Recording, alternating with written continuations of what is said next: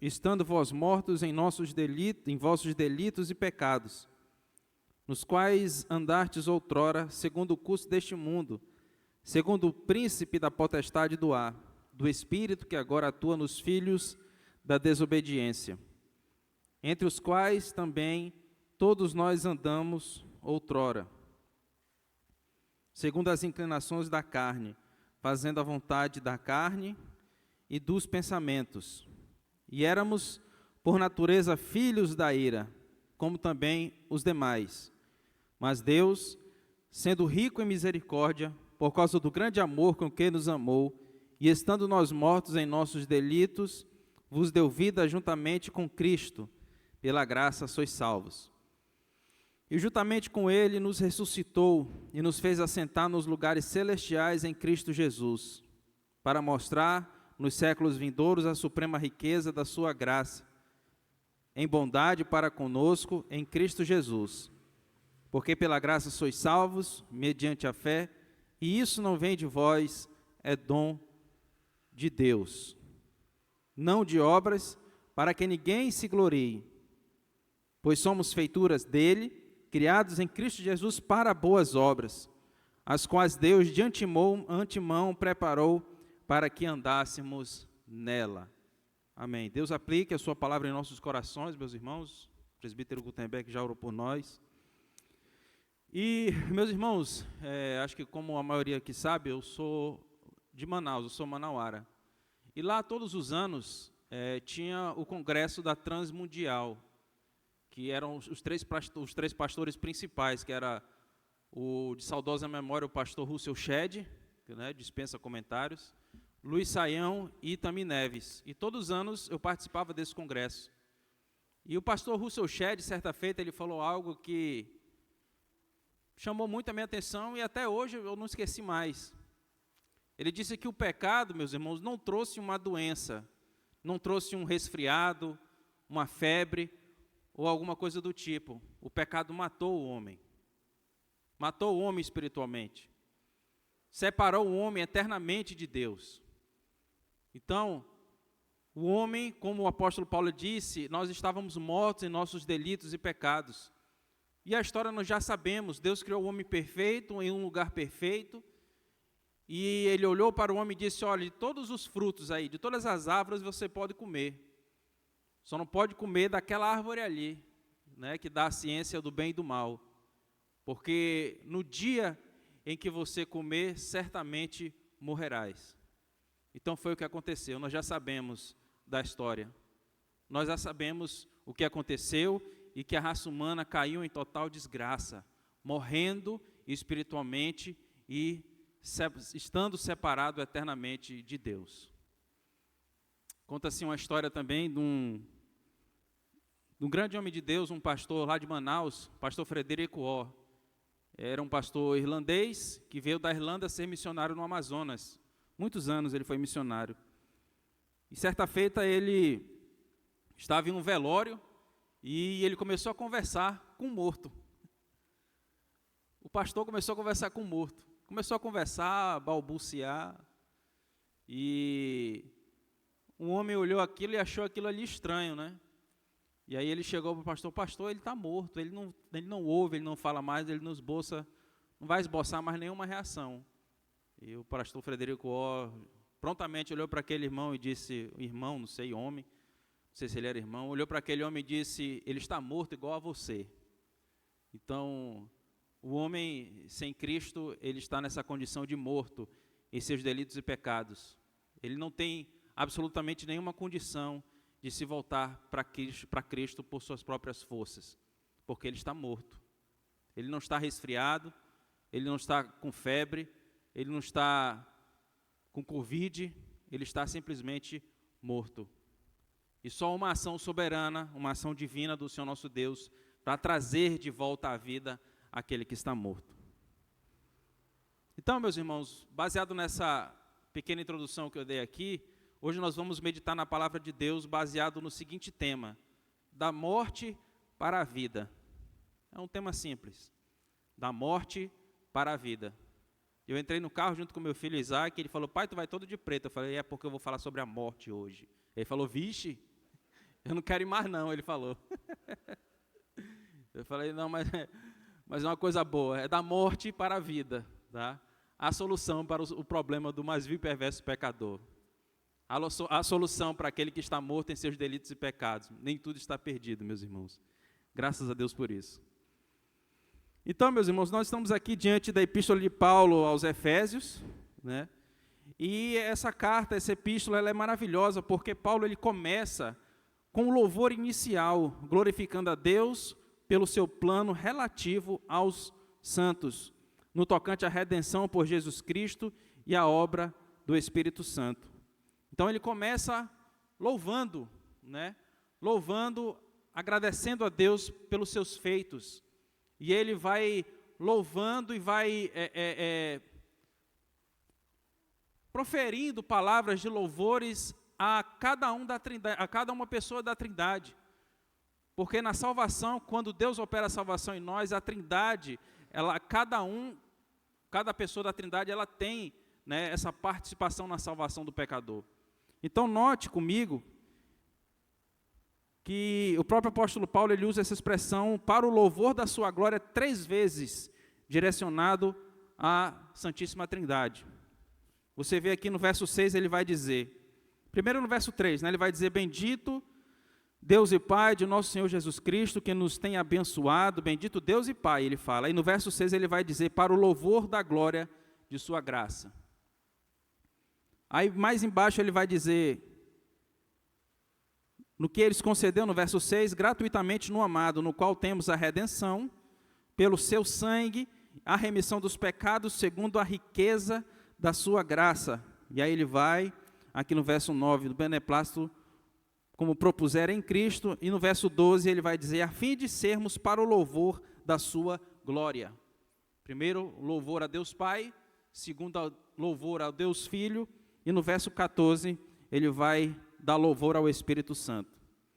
Ele vai dizer aqui no verso 13, em quem também vós depois ouviste a palavra da verdade, o evangelho da vossa salvação, tendo nele também crido, fostes selados com o Espírito Santo da promessa. Verso 14, o qual é o penhor da nossa herança, até o resgate da sua propriedade, em louvor da sua glória. Então Paulo ele menciona, ele louva aqui cada pessoa da Trindade. Nós cremos em um Deus triuno, né, um Deus que coexiste em 3 pessoas divinas indistintas, e como nós vemos aqui, cada pessoa da Trindade merece todo louvor. E as verdades fundamentais dessa epístola, a primeira é que a igreja, ela recebeu bênçãos maravilhosas através da sua união com Cristo. Então a igreja de Cristo, nós que somos a igreja do Senhor, nós fomos ricamente abençoados, meus irmãos, a partir do momento que fomos unidos a Cristo. Passamos da morte para a vida, Ele nos salvou, Ele nos abençoou. E a primeira bênção aqui, que ele menciona, que nós recebemos através da nossa união com Cristo, é que Deus nos escolheu. Do verso 1 ao 4, capítulo 1, verso 4. Assim como nos escolheu nele. Então a primeira bênção que o crente recebe, a partir do momento que ele se une a Cristo, é que ele foi eleito. Ele foi escolhido para a salvação antes da fundação do mundo. Você tem ideia, noção do que é isso? Entre milhares, bilhões de pessoas no mundo, Ele escolheu você. Né? Não por seu mérito, não porque Ele viu algo em você que chamasse a atenção dEle, mas unicamente por sua graça e misericórdia. Então Deus nos escolheu. Segunda bênção, né, que a igreja recebeu através da sua união com Cristo, está no versículo 7. No qual temos a redenção pelo seu sangue, a remissão dos pecados, segundo a riqueza, verso 7, segundo a riqueza da sua graça. Ou seja, segunda bênção, nele temos redenção. Primeira, ele nos escolheu. Segunda, nele temos redenção. Um camarada chamado William Barclay, ele diz que redimir significa o resgate de um homem feito prisioneiro da guerra ou escravo. Ou também pode significar a libertação de um homem da pena de morte por cometer algum crime. Então, redimir, redenção é isso. Éramos escravos, estávamos nas mãos de Satanás e Cristo veio e nos redimiu. nos libertou da escravidão do pecado. Porque quando Cristo vem e faz essa obra maravilhosa na vida do pecador, Cristo nos liberta da escravidão do pecado, e não ainda do próprio pecado, né? Porque nós só seremos libertos do próprio pecado, realmente, de uma vez por todas, quando Ele voltar para buscar a sua igreja, e assim teremos o nosso corpo glorificado. Mas fomos libertos da escravidão do pecado, estávamos caminhando a passos largos para o inferno, éramos marionetes nas mãos de Satanás, mas Ele veio e nos redimiu, Ele veio e nos resgatou, Ele nos libertou, Ele nos deu vida, estando nós mortos em nossos delitos e pecados. Você tem noção do que é isso? Você agradece a Deus todos os dias por essa salvação tão maravilhosa que Ele concedeu, que Ele operou em sua vida? Que em meio a milhares, bilhões de pessoas, Ele escolheu você e lhe redimiu, perdoou os seus pecados e vai lhe levar para o céu? Isso é maravilhoso, meus irmãos. Então, a segunda bênção é que Ele nos redimiu. E a terceira bênção que a igreja também recebeu através da sua união com Cristo é que nós temos o selo do Espírito. Aqui no verso 13, né? O qual é o penhor da nossa herança até o resgate da sua propriedade em louvor da sua glória. William Hendricks, ele diz que há 3 funções do selo. Primeira, a função do selo, garantir o caráter autêntico de um documento. Então, geralmente quando você vai no cartório, o cartório ele autentica aquele documento. Ele passa a ser um documento não mais informal, mas um documento autêntico, original.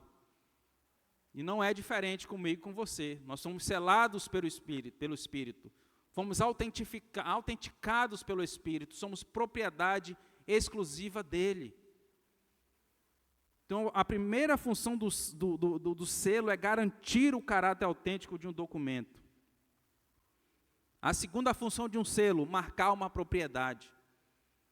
Eu acho que vocês já viram, né, aqueles donos de fazenda que tem vários gados, como é que eles fazem, né? Para marcar o gado, ele pega o ferro quente e queima. Queima para mostrar que aquilo ali é uma propriedade exclusiva, particular, daquele determinado dono. É a mesma coisa com a gente. O Espírito Santo, ele nos selou. Nós somos propriedade exclusiva dele e ninguém pode tocar em mim, ninguém pode tocar em você. Porque nós somos propriedade exclusiva dele. Fomos selados, somos autênticos, originais, e somos propriedade dele, única e exclusiva dele. Então, a primeira é garantir o caráter autêntico de um documento. Segunda função de um selo, marcar uma propriedade. Terceiro, proteger contra a violação e dano. Terceira função do selo, né? Proteger contra a violação e dano. As cartas seladas, né? Quando você recebia uma carta, né? Hoje em dia é mais difícil, né? Mas pessoas que recebiam uma carta, ela vinha com um selo. Ali ninguém podia violar, ali ninguém podia mexer, senão somente o dono. Então ninguém pode violar, ninguém pode causar dano algum em você. Porque o Espírito Santo, porque nós somos do Espírito Santo e Ele irá nos guardar do maligno. Né? Então, protege contra a violação e dano. As outras verdades fundamentais da Epístola de Paulo aos Efésios, a segunda é que a igreja foi levada da morte para a vida em Cristo. É o que nós lemos, né? Ele nos deu vida, estando nós mortos em nossos delitos e pecados. Terceira verdade fundamental, a igreja se estenderá mundialmente com Jesus e gentios, com judeus e gentios, unidos com Cristo. A igreja se estenderá mundialmente com judeus e gentios unidos com Cristo. Então, hoje a igreja do Senhor Jesus ela é composta por judeus e gentios, né? Então, me perdoe os meus irmãos aí dispensacionalistas que acreditam e ensinam que o povo judeu ainda é o povo especial, ainda é o povo exclusivo de Deus, mas não, meus irmãos. A Bíblia diz que havia um muro de separação entre um povo e outro, mas Cristo, Deus, derrubou esse muro de separação, fazendo dos dois povos um só. Ou seja, hoje judeus e gentios compõem a igreja de Cristo. E não existe diferença nenhuma entre gregos e judeus, somos todos um em Cristo, para a glória do nome dele. Quarta verdade fundamental, a igreja deve batalhar pela unidade em Cristo. Isso é papel meu, isso é papel seu. O presbítero Gutenberg pregou aqui sobre o Sermão do Monte, cantou sobre o Sermão do Monte e falou sobre os pacificadores. Então é papel, função minha e sua sermos pacificadores, trabalharmos pela unidade em Cristo, para que não haja divisões, contendas, para que o Espírito Santo ele flua naturalmente, flua perfeitamente em nosso meio. Quinta verdade fundamental, a igreja deve viver nos caminhos de Cristo e não retornar aos caminhos do mundo pecador. Firmeza, né? A igreja deve viver nos caminhos, se firmar em Cristo. Hoje eu preguei aqui em Salmo 15, hoje pela manhã, né? E aquele que faz a vontade do Pai, aquele que tem aquelas virtudes ali do Salmo de número 15, né, do cidadão dos céus, ele jamais será abalado. Ele estará firmado na presença de Deus. Então, o cristão, ele precisa viver firmado nos caminhos de Cristo, para não retornar aos caminhos do mundo pecador. Como aconteceu com o filho pródigo, né? Mas graças a Deus, Deus o trouxe o filho de volta. Sexta e última verdade fundamental é que a igreja deve buscar em Cristo forças para o combate espiritual. Né? Vai falar da armadura de Deus. Então nós precisamos, nesse mundo caído, nesse mundo tenebroso, nós precisamos estar armados, né, com a armadura de Deus para resistir aos ataques do inimigo. Porque ele não brinca em serviço. O diabo ele anda ao nosso derredor. Ele só espera uma oportunidade para querer bagunçar e cirandar com a gente. Por isso nós precisamos estar firmes em Cristo e equipados com a armadura de Deus. Pois bem, passando para o texto agora, o apóstolo Paulo, aqui no capítulo 2, ele fala no verso 1. Ele vos deu vida, estando vós mortos em nossos delitos e pecados. A condição do homem é desesperadora sem Deus. É desesperadora, ele está morto. Ele não consegue se voltar para Cristo por sua própria força, por seus próprios méritos. É interessante que nós vimos muitas das vezes na sociedade, no nosso trabalho, os não regenerados, eles podem viver uma vida moralmente aprovada, mas continuam mortos em seus delitos e pecados. O que isso quer dizer? Você vai ver pessoas que não são crentes, mas é um bom pai, né, é um bom marido, é um excelente profissional, é fiel à sua esposa, não é salvo, né? Não é crente, mas, como ele está dizendo aqui, ele é moralmente aprovado pela sociedade, mas ele precisa se converter. Ele precisa passar da morte para a vida, porque senão ele não será salvo. A morte espiritual, o homem ele é incapaz de entender e apreciar as coisas espirituais, a não ser que Deus vá e opere o milagre da salvação nele, dando vida para ele. Mas um homem morto em seus delitos e pecados, ele não tem a menor condição de apreciar, de entender as coisas espirituais. Ele está morto, né? A Bíblia diz que o Deus desse século, que é o diabo, ele cegou o entendimento dos incrédulos. Então, ele não consegue, em hipótese alguma, enxergar as coisas espirituais de Deus. É por isso que a condição do homem perante Deus, sem Cristo, ela é desesperadora. Porque ele não consegue, ele está morto, e um morto por si só não pode fazer absolutamente nada. Um exemplo disso, eu gosto muito do exemplo que está em Atos, capítulo 16, verso 14, que é o exemplo de Lídia.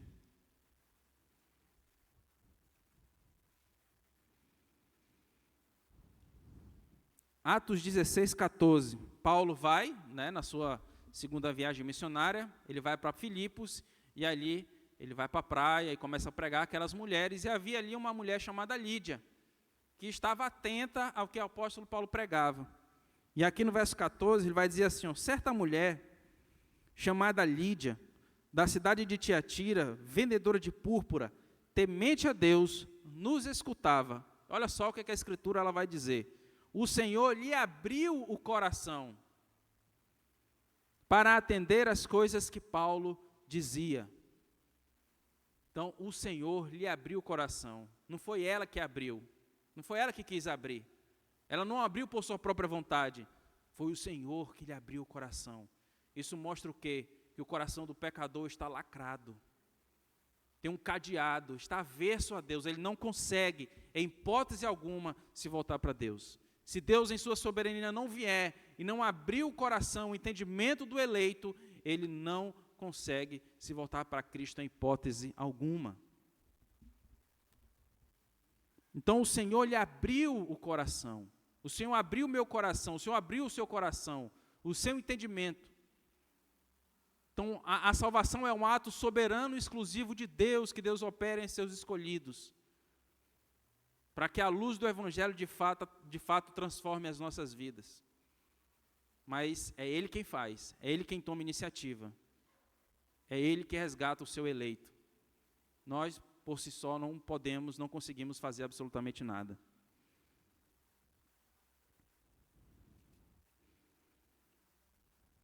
Em 1 João 4,19, a palavra de Deus ela vai dizer assim: nós amamos porque Ele nos amou primeiro. Então foi Ele que tomou a iniciativa. Foi Ele que nos amou primeiro. Foi Ele que nos escolheu antes da fundação do mundo. Você está entendendo? O homem ele não pode fazer nada por si só, no que tange a salvação, no que tange ao resgate da sua alma. Ele é uma porta, ele está morto, ele não consegue. Deus é quem tem que tomar a iniciativa. Deus é quem escolheu, Deus é quem nos amou primeiro. E se hoje nós o amamos, é porque Ele nos amou primeiro, é porque Ele nos escolheu. Antes que tudo fosse criado, antes que tudo fosse formado, Ele já havia escolhido, já havia instituído a sua igreja. Ele nos deu vida. Louvado seja Deus por isso. Então no verso 1 ele diz, Ele nos deu vida, estando vós mortos nos vossos delitos e pecados, nos quais, verso 2, ele vai dizer, nos quais andastes outrora, segundo o curso desse mundo, segundo o príncipe da potestade do ar, do espírito que agora atua nos filhos da desobediência. Nós éramos desobedientes, nós vivíamos segundo o curso desse mundo. O reverendo Hernando Dias Lopes ele vai falar algo muito interessante sobre isso. Ele vai dizer que nós éramos desobedientes. Há 3 forças que levam o homem a essa desobediência: o mundo, o diabo e a carne. Então, o homem ele já está numa situação totalmente complicada, desesperadora diante de Deus, e ainda tem esses 3 fatos, esses 3 fatores aqui, essas 3 situações, né, que ainda empurra cada vez mais o homem para desobedecer a Deus.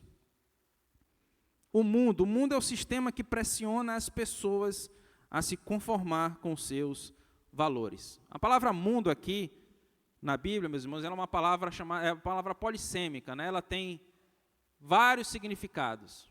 Pelo menos aqui, até onde eu lembro, são 3. A palavra mundo, ela se refere ao mundo mesmo, ao planeta Terra, né? Quando ela vai mencionar também a palavra mundo, lá em João 3,16, ali a palavra do mundo quer dizer pessoas. Pessoas espalhadas pelo mundo, que Deus amou pessoas pelo mundo, espalhadas pelo mundo e salvou, né? E a terceira é essa palavra mundo, que é esse contexto aqui, que é um sistema. É um sistema que Satanás, ele domina, claro, segundo até onde Deus permitir, e ele usa esse sistema mundano para escravizar as pessoas no pecado. Então, o mundo é um sistema que pressiona as pessoas a se conformar com seus valores. A segunda força que leva o homem a desobedecer a Deus é o próprio diabo. Primeiro é o mundo, O segundo é o próprio diabo. Trata-se do espírito que atua nos filhos da desobediência. Ele é invisível, porém real. 1 João 5,19. 1 João 5,19, ele vai dizer justamente isso. Sabemos que somos de Deus e que o mundo inteiro jaz no maligno. O mundo inteiro mesmo, não é uma parte do mundo não. O mundo inteiro, que mundo é esse? É o sistema mundano. O mundo inteiro jaz no maligno. O diabo ele é real, ele existe. A Bíblia diz que ele pode se transformar até num anjo de luz. Então, a gente precisa ter muito cuidado com isso. Tinha um pastor lá em Manaus que ele dizia algo muito interessante. Ele fala assim, o problema do pentecostal é que ele vê o diabo em tudo. O problema do tradicional é que ele não vê o diabo em nada. Então, vai de um extremo ao outro, né? Às vezes, nós tradicionais temos essa tendência, realmente, não, a gente quer ser muito racional, né? Mas, por outro lado, também, né, nossos irmãos pentecostais têm alguns que veem, tudo é o diabo, né? Mas o diabo é real, meus irmãos. O reverendo Diogo Jorge, ele conta uma história muito interessante de um jovem recém-formado no seminário.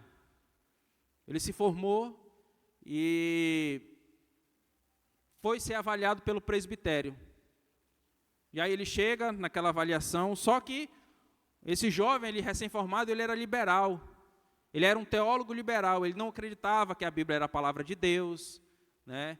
Ele não acreditava na ressurreição de Cristo, cético, incrédulo mesmo. Não acreditava na existência do diabo, né? E aí, e aquela briga, e os pastores lá, e presbíteros brigando, e ordena ou não ordena, né? O camarada é um teólogo liberal, ele vai ensinar que o diabo não existe na igreja, isso é muito perigoso. E aí aquela briga toda, aquela discussão toda, em reunião de presbitério, de concílio é complicado assim. E lá no meio, levanta um pastor velhinho, da cabeça branca, experiente. Ele olha para a mesa, para a secretaria executiva, né, para aqueles pastores e presbíteros. Ele olha assim, pode ordenar o rapaz, ordena ele. Ele não acreditava no diabo, não acreditava em nada. Aí os pastores caíram em cima do pastor. O senhor está louco? Como é que a gente vai ordenar esse pastor, esse rapaz, né? Ordenar esse rapaz ao pastorado porque ele não acredita na existência do diabo? Ele não pode ordenar. Ordena ele e coloca ele na frente de uma igreja, porque em 3 meses vai ser tanta briga, tanta confusão na igreja que ele vai passar a acreditar na existência do diabo assim, no estalar de dedos. E é verdade, irmãos. Então, qual é a lição? Que aquele pastor, ele quis mostrar que o diabo ele é real, ele existe. E que se alguém permitir, o diabo ele quer bagunçar até dentro da igreja. Então essa segunda força, a primeira força que leva o pecador à desobediência é o mundo, sistema mundano. A segunda é o diabo. A terceira, a carne. Que é outra palavra também que a gente tem que entender o significado. Não é a carne bovina, não é a carne de gado, nem o nosso corpo físico, tá? Mas a carne aqui que ele está dizendo é a nossa natureza pecaminosa. A nossa natureza caída. Como eu disse, meus irmãos, Cristo nos libertou, nos redimiu, fomos libertos da escravidão do pecado. Mas a nossa natureza ela ainda é pecaminosa. Ela ainda é inclinada para as coisas do mal. A gente acorda de manhã cedo querendo fazer o que é mal, porque a nossa natureza ela é pecaminosa e nós temos essa inclinação o tempo todo.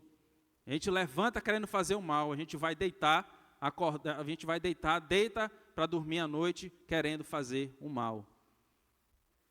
Porque essa nossa natureza aqui ela é podre, ela é caída, ela é pecaminosa e com a sua carne não se brinca, meu irmão, nós não podemos brincar com a nossa carne. O crente vive uma guerra constante. Gálatas 5,17. Gálatas 5,17 vai dizer assim: porque a carne milita contra o espírito e o espírito contra a carne, porque são opostos entre si, para que não façais o que porventura seja do vosso querer. Então o crente, meus irmãos, aquele que foi regenerado, aquele que nasceu de novo, aquele que foi dado vida a ele vive uma luta constante, uma guerra, todos os dias da sua vida. A carne guerreando e lutando contra o espírito. E aí eu sempre costumo dizer alguma coisa a respeito disso. Aquilo que você alimentar mais é o que vai sempre prevalecer. Se você alimentar mais o seu espírito sempre vai prevalecer. Agora, se você alimentar mais sua carne, a sua carne sempre estará vencendo essa batalha. Então, que Deus tenha misericórdia de nossas vidas e que nós possamos alimentar mais o nosso espírito todos os dias com leitura bíblica, com oração, com louvor, para que a nossa carne não venha prevalecer sobre o nosso espírito. Então, há essas três forças, né? Há essas três forças que levam a pessoa à desobediência: o mundo, a carne e o diabo.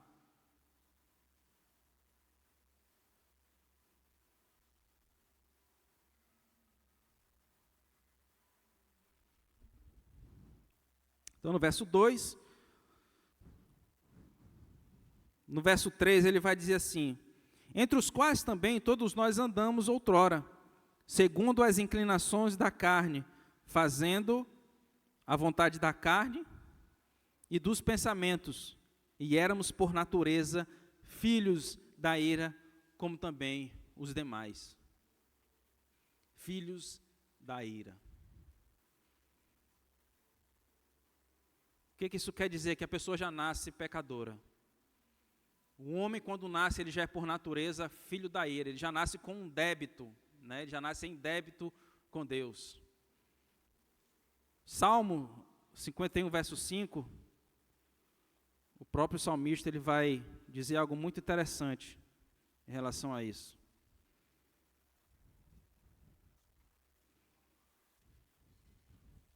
Salmo 51, verso 5, ele vai dizer assim, o próprio salmista Davi: eu nasci na iniquidade e em pecado me concebeu a minha mãe.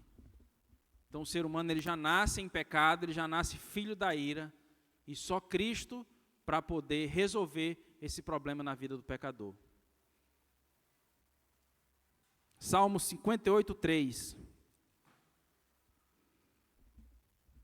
É interessante porque ele diz, né, que nós nascemos na iniquidade, em pecado, né, fomos concebidos. Então, nós nascemos na relação dos nossos pais e todos nós somos pecadores, né, até as crianças. Só existe um ser humano que nasceu, que pisou nessa terra e foi o único que não teve pecado algum. E esse alguém foi o Senhor Jesus Cristo. Que ele nasceu da Virgem Maria, mas a semente foi concebido pelo Espírito Santo, que ele colocou a semente no ventre ali da Virgem. Então ele foi o único que veio ao mundo sem pecado algum. O resto não escapou nenhum, não escapou ninguém. Romanos 3, 23, todos pecaram e destituídos estão da glória de Deus. Salmo 58, verso 3. Desviam-se os ímpios desde a sua concepção, nascem e já se desencaminham proferindo mentiras. Pesado, hein? A gente acha às vezes, olha, que bebezinho lindo, que criança linda, oh, uma criança tão pura, tão inocente. Não acredito muito nisso, não. A Bíblia está nos mostrando aqui que o ser humano já nasce em pecado, né? Que ele já nasce pecador. Ele nasce e já se desencaminha proferindo mentiras. Mentindo, querendo enganar o papai e a mamãe já desde cedo. Para você ver como a Bíblia ela mostra a nossa real situação perante Deus. Vocês lembram da história dos gêmeos, Jacó e Esaú, lá no ventre da mãe já brigando os dois? Já estavam brigando lá, lutando um com o outro para ver quem ia ser primeiro. Então por aí você tira. Mas nós éramos, por natureza, filhos da ira. Os eleitos de Deus, nós não somos mais. Porque a Bíblia diz em João que aqueles que receberam Cristo como Salvador foram feitos filhos de Deus. Então hoje nós somos filhos de Deus, para a glória do nome do Senhor.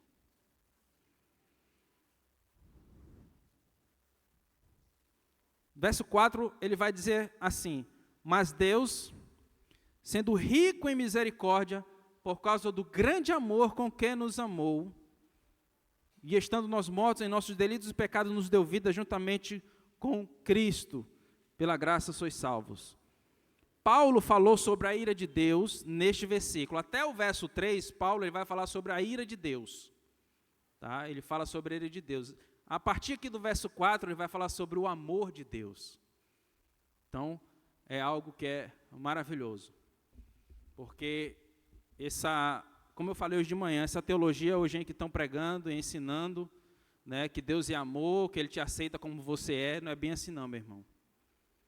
Não é bem assim. A Bíblia diz: considerai, pois, a bondade e a severidade de Deus, lá em Romanos.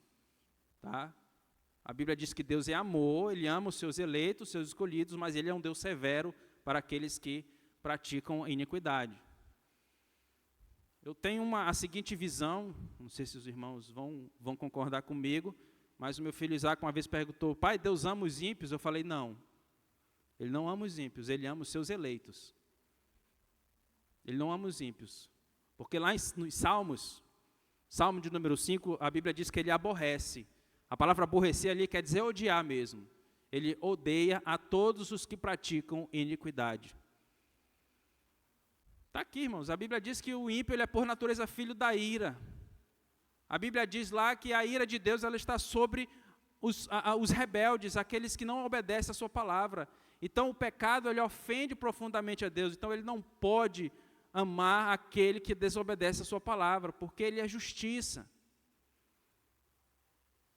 Então, mais uma vez eu falo aqui, é uma visão que eu tenho. Muitos irmãos vão evangelizar e vão estar dizendo por aí: Jesus te ama, Jesus te ama. Eu não concordo, eu acho errado. Porque o camarada está todo errado, né? O camarada está em adultério, o camarada está fazendo um monte de coisa errada, e aí você chega para ele: pega, meu irmão, folheto, Jesus te ama. Ah, Jesus me ama, que coisa maravilhosa, vai permanecer no erro. Né? Então nós precisamos evangelizar como o próprio Senhor Jesus evangelizava, como os próprios discípulos evangelizavam, como o irmão Rodrigo: arrependei-vos. Arrependei-vos porque é chegado o reino dos céus. Nós precisamos puxar o arrependimento, chamar o pecador ao arrependimento. Aquela frase que diz: Deus ama, né, ama o pecador, mas odeia o pecado. Não, ele odeia tanto o pecador quanto o pecado. Porque naquele grande dia do juízo final, não vai ter como separar. Ele não vai só punir o pecado, Ele vai punir o pecador também. Então eu sou dessa seguinte visão. Então Deus, Ele de fato, como a Bíblia diz, Ele odeia todos os que praticam iniquidade. Existem aqueles que são filhos da ira. E é uma dica: se você for evangelizar, chame o pecador ao arrependimento, como Pedro fez lá, né, depois do evento da descida do Espírito Santo.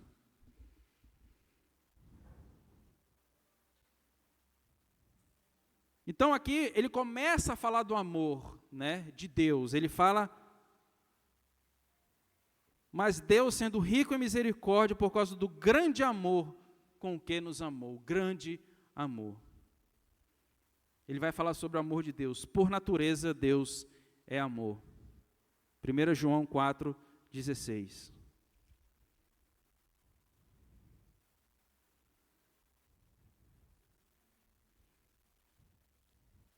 João 4,16 vai dizer assim: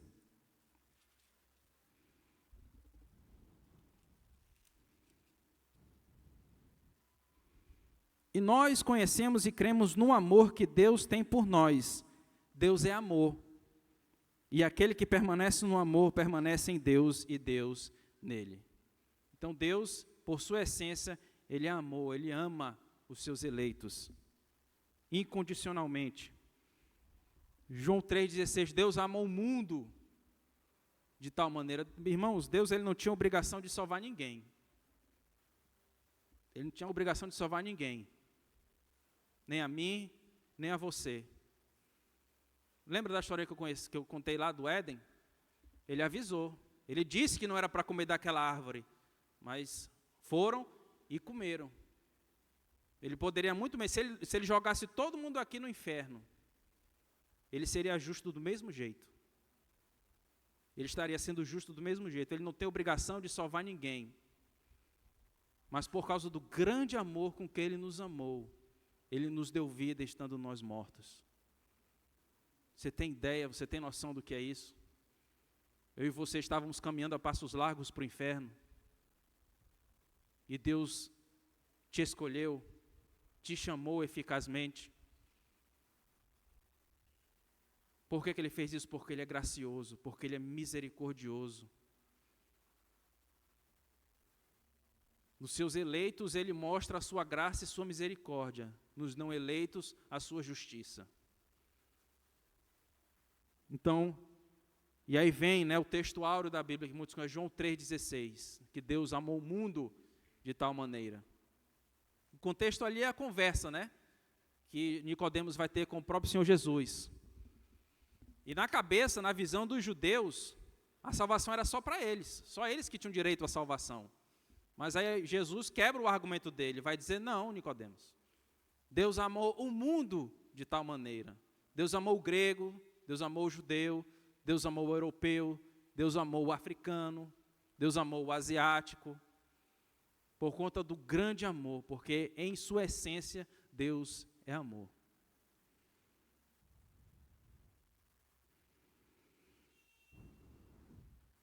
Verso de número 5, ele vai dizer, verso de número 5, ele vai dizer, estando nós mortos em nossos delitos, nos deu vida juntamente com Cristo, pela graça sois salvos. Quando cremos em Cristo, passamos da morte para a vida. É o tema, né, da nossa pregação. Cristo, Ele nos deu vida. Ele nos deu uma nova chance para vivermos para a sua glória e irmos morar no céu. João 5:24.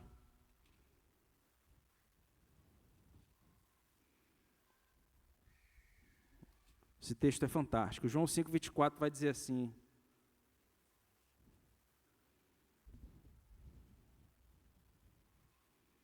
em verdade vos digo, quem ouve a minha palavra e crê naquele que me enviou, tem a vida eterna.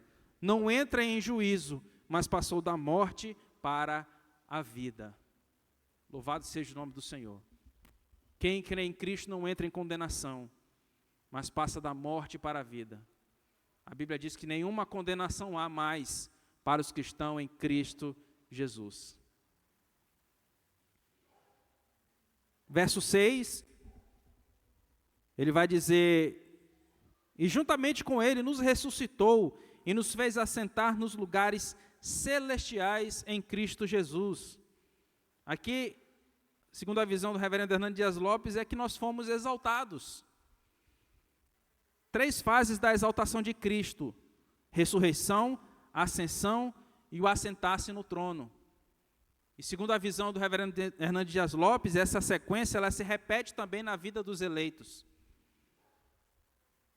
Degraus da exaltação: deu-nos vida, ressuscitou-nos e nos fez assentar nas regiões celestiais. Que coisa maravilhosa, meus irmãos. Pecadores indignos como eu e você, Cristo nos deu vida, nos ressuscitou e nos fará assentar nos lugares celestiais, nas regiões celestiais. Fará com que nós venhamos a morar eternamente com Ele nos ares, como diz a Escritura. Isso é maravilhoso, meus irmãos. Isso é para de fato ser muito grato a Deus por tudo que Ele tem feito em nossas vidas e, inclusive, pelo maior milagre que Ele operou em mim e em você, que foi a salvação. Que, inclusive, muitas igrejas estão deturpando. Muitas igrejas não falam mais sobre salvação. Eu já contei aqui, eu acho, mas eu vou contar de novo. A salvação é o maior milagre, irmãos, que Deus pode operar na vida do pecador. É o maior. Nenhum outro milagre pode exceder o valor imensurável da salvação. O reverendo Augusto Nicodemos, uma vez ele falou que ele estava assistindo a esses programas dessas igrejas neopentecostais, e tem um momento da bênção. né? Tem um momento da bênção aí, vem contar sua bênção. Eu era pobre, agora eu estou rico, né? Agora eu tenho 2 carros na garagem, tenho uma cobertura, agora eu tenho 5 empresas. Aí todo mundo, aleluia, glória a Deus. Vem a segunda. Eu também era pobre, hoje em dia eu tenho 4 empresas, eu cresci, hoje eu tenho um patrimônio de 1 milhão. Aleluia, glória a Deus. Vem o próximo. É só bênção material. Vem o próximo, aí vem uma uma senhora bem velhinha mesmo, e ela olha para aquele pastor, eu tenho uma bênção para contar. Conte, meu irmão, a bênção. Sim, pastor, Jesus me salvou. Jesus perdoou os meus pecados, pastor, que coisa maravilhosa. O pastor olhou para aquela irmã e disse, glória a Deus, meu irmão, agora conte a bênção. A gente ri, mas é para chorar. A salvação daquela irmã não era bênção para aquele pastor, porque ela não contou bênção, né, falando de bens materiais. Então, isso é muito triste, meus irmãos. O foco, né, do evangelho tem sido mudado por essas pessoas, por esses líderes dessas igrejas neopentecostais. Eu estou falando de igreja neopentecostais, tem diferença, tá, irmão, entre igrejas neopentecostais e igrejas pentecostais. Tem muitas igrejas pentecostais sérias ainda que pregam salvação, pregam sobre a volta de Cristo. Mas a salvação, de fato, meus irmãos, é o maior milagre que pode acontecer, que Deus pode operar na vida do mais vil e perverso pecador. Versos 7 e 9, ele vai dizer assim, para mostrar nos séculos vindouros a suprema riqueza da sua graça, em bondade para conosco em Cristo Jesus. Porque pela graça sois salvos, mediante a fé, e isso não vem de vós, é dom de Deus, não de obras, para que ninguém se glorie. A salvação é pela graça, meus irmãos, e não pelas obras. Não é por algo que eu e você fazemos, algo que eu e você praticamos. Calvino, ele tem uma frase, ele disse que Deus, ele não viu absolutamente nada em nós que chamasse a sua atenção. Ele nos salvou unicamente por sua graça. Unicamente por sua graça. Tito capítulo 3, verso 5, vai dizer assim, não por obras de justiça praticadas por nós, mas segundo a sua misericórdia, ele nos salvou, mediante o lavar regenerador e renovador do Espírito Santo. Não por obra de justiça praticada por nós, mas segundo a sua misericórdia. Então, nenhuma obra que eu e você façamos é justificável diante de Deus. Nenhuma obra garante a salvação, a vida eterna de uma pessoa. Mas é única e exclusivamente a graça e a misericórdia do Senhor nosso Deus. A reforma protestante se deu nisso, né? A Igreja Católica Romana, na época, pregava a salvação pelas obras, entre outras heresias. E aí, Martinho Lutero encontra uma Bíblia toda empoeirada ali, na biblioteca da igreja, e ele lê Romanos capítulo 1. O justo viverá pela fé. E aí, no dia 31 de outubro de 1517, se dá a reforma protestante. Ele entendeu que a salvação não era pelas obras, mas pela fé, pela graça. E teve um outro problema também, porque lá na carta de Tiago, vai falar sobre a fé, né? Sobre a questão da fé, das obras. Na epístola de Tiago. A fé sem obras é morta, vai dizer, né? Então, Lutero, ele viu essa epístola, quando ele viu esse versículo, ele falou, não pode. A fé sem obras é morta, mas as obras não salvam, né? A Igreja Católica sempre pregou essa questão da salvação pelas obras, e teve um probleminha ali. Lutero relutou um pouco em colocar a epístola de Tiago no cânon. Ele relutou um pouco justamente por conta dessa questão que fala que a fé sem obras é morta. Ele chegou a chamar a carta de Tiago de carta de palha, porque ele não queria de jeito nenhum colocar, porque falava que a fé sem obras era morta. Mas graças a Deus, segundo a soberania do Senhor, Lutero foi tendo o entendimento, né, iluminado pelo Espírito Santo, e aí Lutero viu que realmente Tiago tinha razão. Justamente por quê, irmãos? Porque as obras não salvam, mas as obras ela é a característica de um salvo. O salvo ele vai praticar boas obras, não para garantir a salvação, mas porque ele já é salvo. Então, a salvação é pela graça. Aí no verso 10 ele vai dizer assim, primeiro ele fala que a salvação não de obras para que ninguém se glorie. Aí no verso 10, pois somos feitura dele, criados em Cristo para as boas obras. Né? Um teólogo liberal ele vai ler isso aqui, ele vai, não, tem contradição aqui. Primeiro ele diz que a salvação não é pelas obras, depois de que a gente foi criado para as boas obras, está errado isso aí, um teólogo liberal. Mas nós que cremos que a Bíblia, ela é a palavra de Deus, aqui não tem contradição nenhuma, mas nós precisamos harmonizar o texto. E aí tem essa frase que eu sempre costumo dizer, as obras não salvam, mas é a característica principal de um salvo. E as boas obras, ele vai ajudar o seu próximo. É muito complicado, é muito difícil quando o irmão chega para você e diz que está passando necessidade e você só diz que vai orar por ele. Vamos orar aqui, meu irmão, para Deus passar a sua fome. Mas não ajuda, não dá uma ajuda material, uma cesta básica, né? Um casaco, porque ele está passando frio lá onde ele mora. Então, o verdadeiro cristão, aquele que nasceu de novo e foi regenerado, ele vai praticar as boas obras. Por quê? Porque ele é salvo, e a salvação dele já foi garantida no Calvário. Então, meus irmãos, pois somos feituras dele, criados em Cristo Jesus para as boas obras, as quais de antemão preparou para que andássemos nela. Então, as obras não salvam, mas ela é a característica de um salvo. Eu queria encerrar, meus irmãos, fazendo apenas 3 aplicações. A primeira, devemos ser gratos a Deus, devemos ser gratos sempre a Deus, por essa tão sublime salvação, pois estávamos mortos e agora vivemos.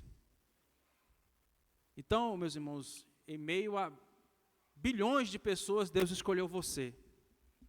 Seja grato. O apóstolo Paulo ele diz que nós devemos dar sempre graças a Deus, porque Deus nos escolheu desde o princípio para a salvação, santificação no Espírito e fé na verdade. Então agradeça a Deus, porque Ele lhe escolheu. Agradeça a Deus porque você não merecia nada. Eu e você não merecíamos nada. Eu e você não merecíamos essa tão sublime salvação. Deus poderia não ter escolhido você, poderia ter escolhido o seu vizinho lá do lado, mas Ele escolheu você,